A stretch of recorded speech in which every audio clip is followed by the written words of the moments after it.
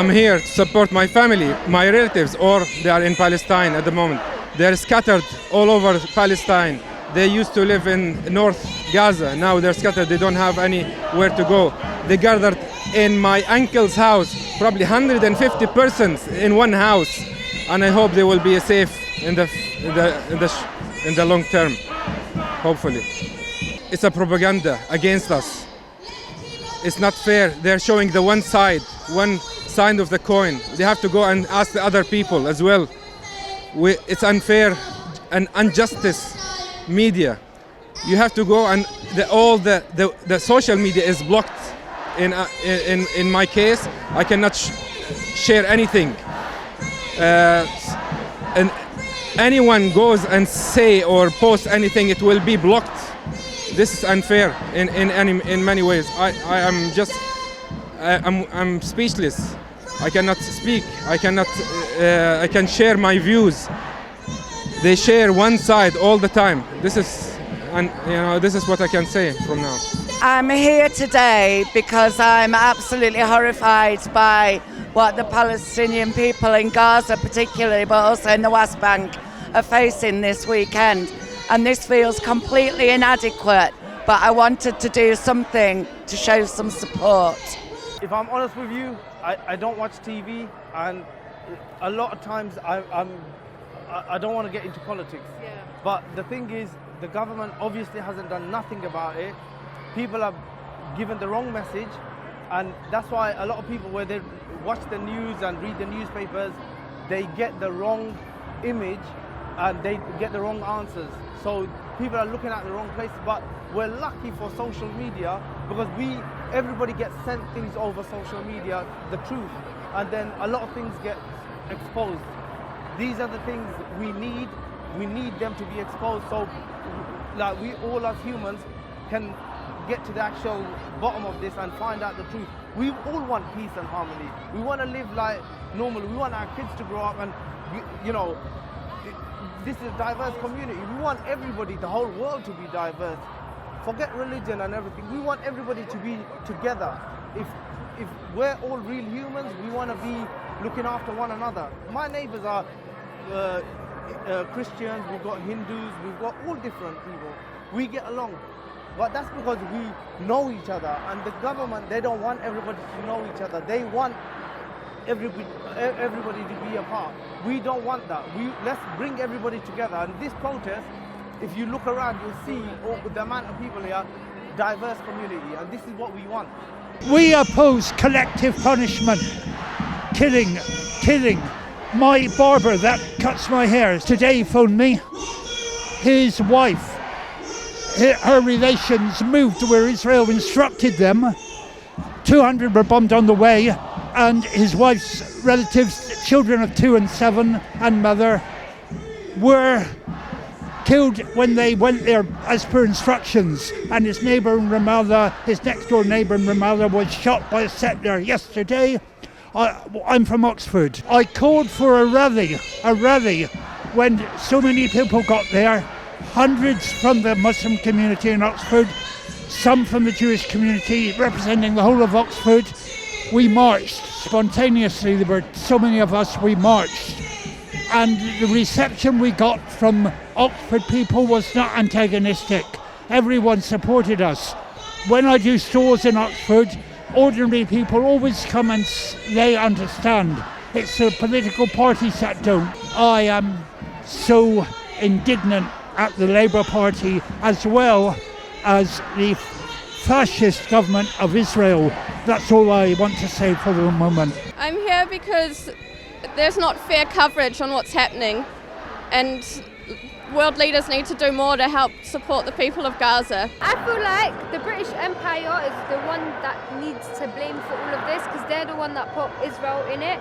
And I feel like all Palestine wanted is peace, and Israel never let them have that, because they wanted the country obviously for themselves. They didn't want to share. They wasn't willing to do anything. I say just free Palestine. This has been going on for 75 years, and we've only just now started to defend ourselves and protect ourselves from what's been going on. And all of a sudden, we're the enemy, we're the terrorists. Where was all this support from the British government back for the past 75 years? I didn't see any of the support when that was going on. But now all of a sudden, Israel this, Israel that, Hamas terrorists. This is very saddening and very shocking, honestly. I just think the British media is on Israel's side, regardless of what happens. They don't see us Palestinians as humans. We're seen as less, we're seen as the other. Anything can happen to us and it's okay. So they don't report anything. They just spread propaganda, lies. They don't show you the truth, and they call themselves free media. You know, it's not true. That is not true whatsoever. They all have a script. It's the same propaganda that all the Western media has been pushing forward, brainwashing people, not showing what's going on in Gaza, not showing Israel's war crimes. I mean, they haven't even mentioned that Israel used white phosphorus in Lebanon and Palestine on the same day. White phosphorus is an illegal weapon. It's a chemical weapon. There's no mention of that. There's no mention of Israel telling people to evacuate and then bombing the caravan that's evacuating. They've killed so many people. And they've killed 600 children in 6 days. No mention of that in the Western media. It's honestly it's speechless, honestly speechless. No matter what Israel does, they can turn off the internet, switch off electricity. We're here for Palestine. We will make sure Palestine's heard. Whatever Israel does, they will lose. It's a terrorist state. Even Israelis know Palestine will be free. 2 coach loads of us have come down from Nottingham, both buses absolutely full, and there was a waiting list that we couldn't accommodate because there were no more buses available. It's just deplorable that the whole of the Western media, the whole of Western politics, except for Varadkar in Ireland, are just condoning what is actually genocide. As for Starmer and Thornbury, there are Tories who are better than them. Gavin Barwell, for instance. In condoning what's going on in Gaza, they're condoning war crimes, and if the ICC had any consistency, it would indict the pair of them. What is happening is a new Nakba, and this is not acceptable. And as you can see, I'm not from this country, I'm Italian. And in Italy also, people are demonstrating for the same thing. There were demos in Venice, which is my town, and there were demos in Rome and in Milan. And I'm sure there were all over the place. In the States, there's enormous big demos, 10,000 people in New York yesterday. And I got a list, I received a message from ANSA. I got a list of, 20 cities where they're gonna have big demos. This is gonna change everything. This is gonna change everything. Don't give them an excuse to silence you, because there are those among your own politicians who want to silence you. There are those among your own politicians who want to stop you from carrying the Palestinian flag. Show me the Palestinian flag! Show me the Palestinian flag! Hold it up! Hold your flag up! Let the world, let the Palestinian people, let our people in Gaza, in Jerusalem, in Nablus, in Khalil, in Ramallah, in our refugee camp in Lebanon, Syria, everyone see their flag! Wave it! Wave it! This is a war crime.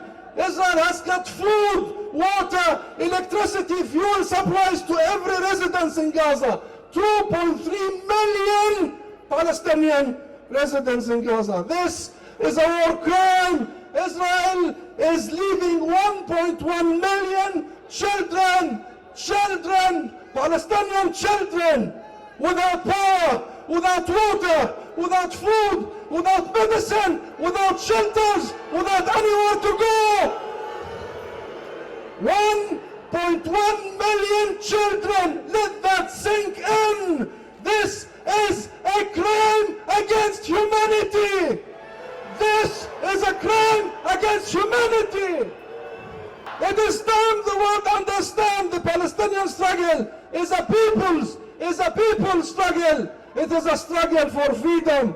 We have been struggling for 106 years.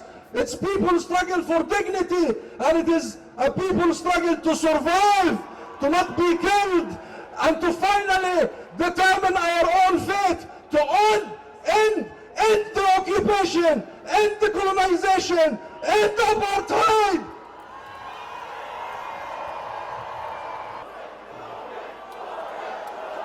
Thank you. Thank you.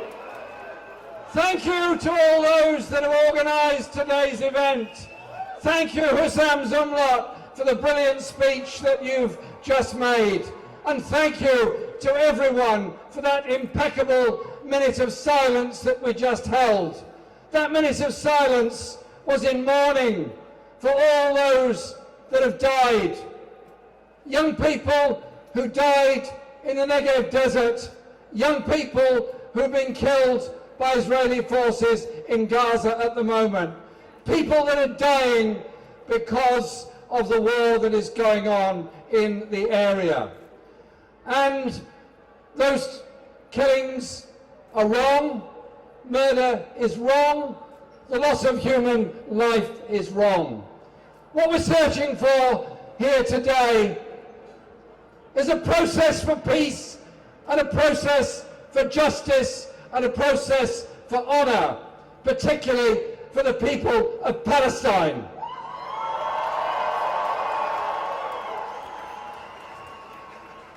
And it is right to condemn the killings that have happened. It is right to condemn the targeting of civilians, which is, of course, a war crime within international law. But it's also right to condemn the continuing occupation of Palestine by the Israeli military forces. The occupation of the West Bank and the settlements, which now number over 500,000 inhabitants, the system that has been quite correctly described by the late Archbishop Desmond Tutu as a system of apartheid, has to be condemned and has to be opposed.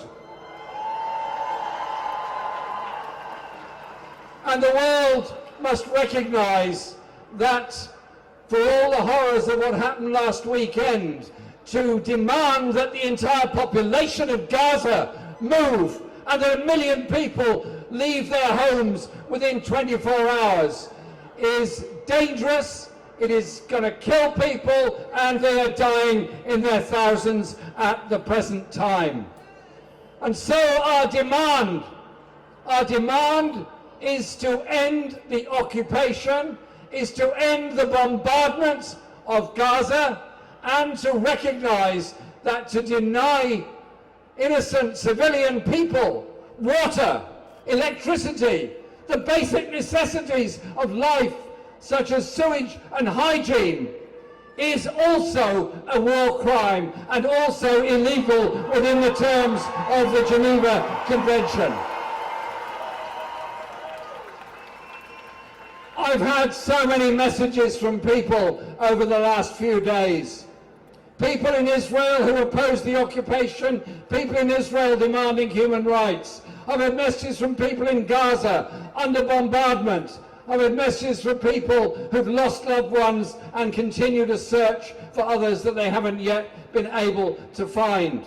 The devastation of life and the devastation of hope that goes with it is why millions of people all over the world were demonstrating yesterday, today, tomorrow, and we will carry on demonstrating as long as it takes.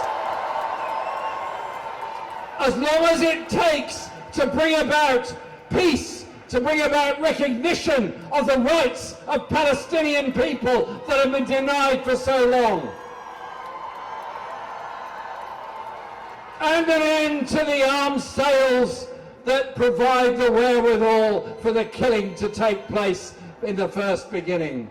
And so today it is a day of solidarity and a day of hope. Solidarity because we're here, solidarity that people in Paris and Cape Town, in the United States and Australia, all around the world are demonstrating their love and support for the Palestinian people.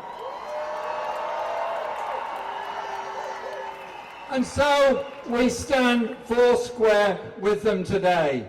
And there are many who say that nobody should be here today because they'll be condoning terrible things. None of us are here to condone killing. None of us are here to condone occupation. None of us are here to allow this assault on the people of Gaza and the people of the West Bank to go on. And I conclude with one last thought. Over 70 years ago, the Nakba took place. Over 70 years ago, hundreds of thousands, 700,000 people were removed from their homes. Many made their homes in Gaza and are now 7 decades later being told to move on to somewhere else. But there are also hundreds of thousands of people in refugee camps in Lebanon, in Jordan, in so many other countries all over the Middle East. People whose grandparents and great-grandparents were forced out of their homes have a life in refugee camps. Refugee camps are home to millions around the world. They're a place of desperation because it's the only place you can go. But they're also a place of determination and hope for the future. So today, as we wave the Palestinian flag, let's hear it for the people of the West Bank, for the people of Gaza, for the people of the refugee camps, and say very bluntly to our political leaders in this country, do not condone war crimes, do not condone the starvation and the denial of medicine to desperate people in Gaza or anywhere else. If you believe in international law, you believe in human rights, then you must condemn what is happening now in Gaza by the Israeli army. Thank you very much. Our comrades, our union is very clear. We condemn the slaughter and capture of civilians in Israel by Hamas last weekend. But we equally condemn the Israeli government and their supporters for their response. Because I've heard it said in some circles this week there's been a disproportionate response. There's nothing disproportionate, comrades. Their response is illegal. Cutting off electricity, cutting off food supplies and energy and fuel is a war crime. Bombing hospitals and killing medical workers are war crimes. Using white phosphorus on civilians is a war crime. And no one with a right mind can claim that these are actions of a country and a government that are just trying to defend themselves. There is nothing about self-defence. This is mass murder, this is genocide, and it's a result of an apartheid state. Where is the international outrage for the 22-year-old Palestinian man with Down syndrome that was shot by an Israeli soldier with his hands in the air? Where was the international outrage for the killing of the 15-year-old boy shot in the back on the West Bank while he was running away from the Israeli forces? The hypocrisy is breathtaking. But comrades, let's be clear. There will never be peace in Palestine. There will never be justice for Palestine unless the international community gets up off its knees, attacks verbally Israel, and sends a clear message to the Palestinian people.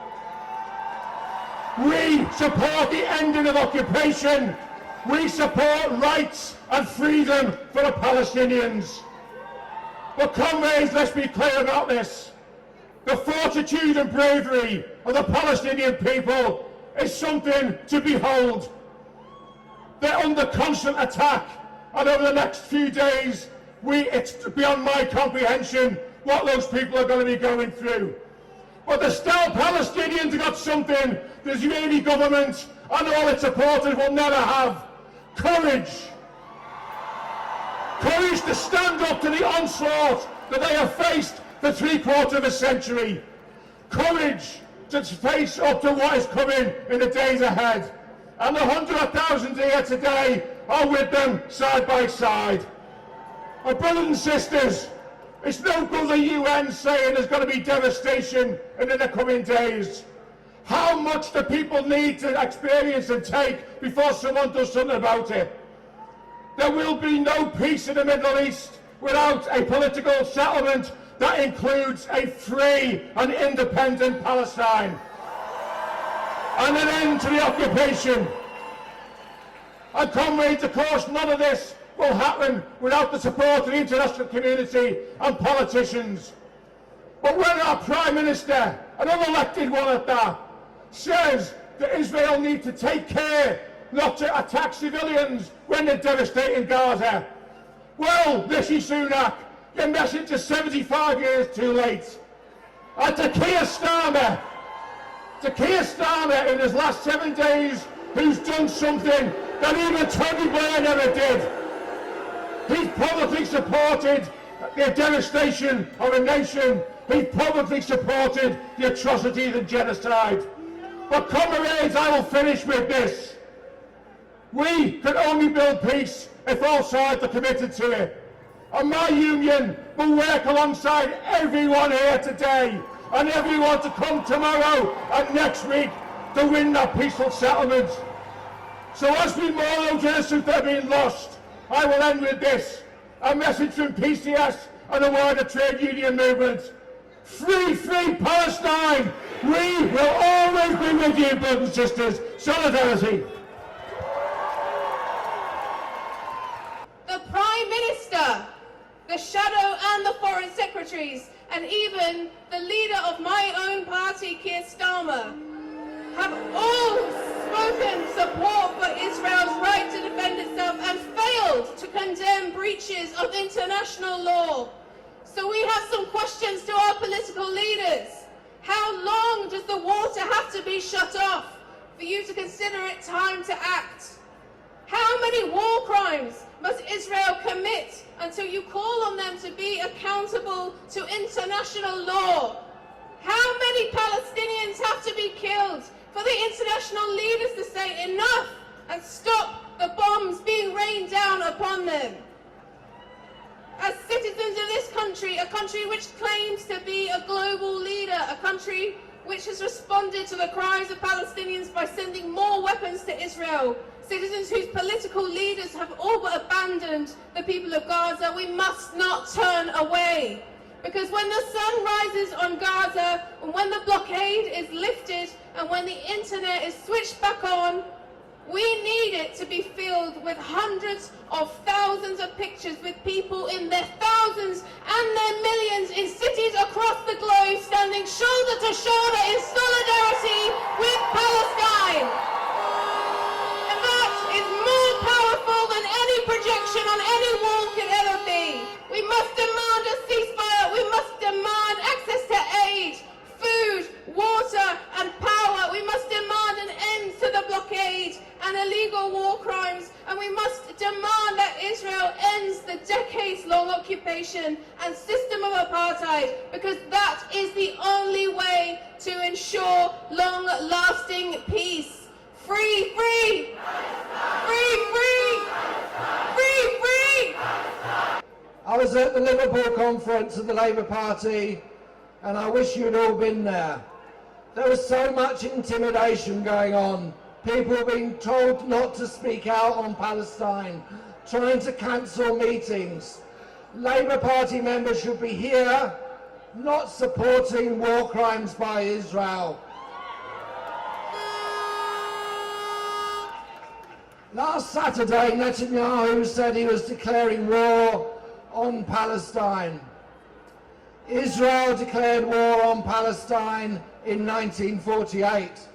Israel declared war on Palestine in 1967. Israel declares war on Palestine with every settlement, with the siege, with the wall, and every one of those is a breach of international law. International law is not a pick and mix. You can't choose. If you're on the side of international law, Israel must be held to account when it breaches international law. Braverman says you should not chant from the river to the sea. You should not chant from the river to the sea.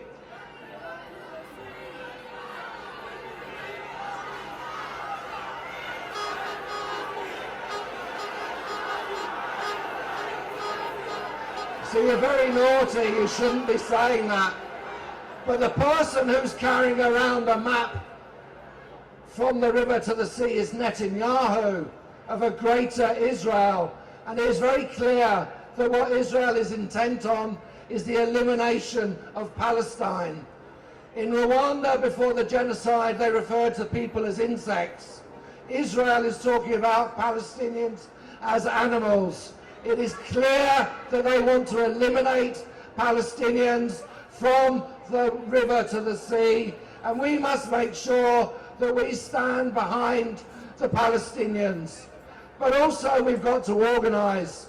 It's great that there's a demo next weekend, but it's terrible that there's only one Labour MP here. We need to make sure that in every trade union, every Labour Party branch, every local community, we organise to make sure it's the Palestinian voice that is heard. They want to keep you silent, and we will not be silent until there is a free Palestine. Free, free! Free, free! I know there are people who would have been here today but were frightened to come because of the messages from our political leaders and the press seeking to demonise demonstrations like this. I know at the moment it may take courage to keep campaigning. So remember this, we stand with the Palestinian people because we know the fight against racism, the struggle against anti-Semitism, the struggle against Islamophobia, and the struggle against Israel's system of apartheid are indivisible. You cannot be an anti-racist unless you oppose all of them in word and deed. So finally, as we leave today and we prepare for what is to come, let us draw strength from each other. But above all, let us draw strength from the Palestinian people.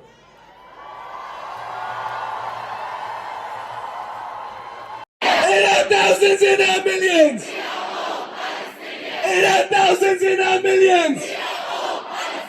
In our thousands, in our millions! In our thousands, in our millions! In our thousands, in our millions! In our thousands, in our millions! In our thousands, in our millions! In our thousands, in our millions!